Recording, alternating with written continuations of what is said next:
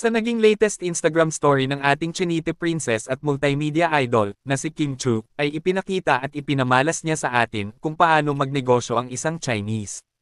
Na paniguradong kinagiliwan ng mga netizens. Narito at panoorin. Hi! So now, meron kaming mga new design launch. And this is one of the few. Aliko. Ano ba yan? Saan ba yun? Hindi ko na makita. This is one of the few. This is nylon material. The first nylon bag of House of Little Bunny. Ito na lang para, kita. Yan.